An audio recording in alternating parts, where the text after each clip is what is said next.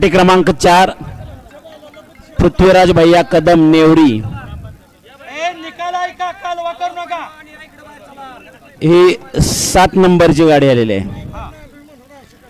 फाटी क्रमांक 1 बबलू शेठ माने घरनिकी साहिल प्रतिष्ठान डोरली कल्याण 6 नंबरला आलेली गाडी आहे.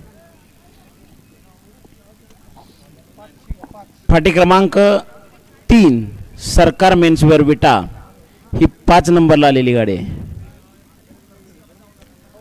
फाटी क्रमांक 4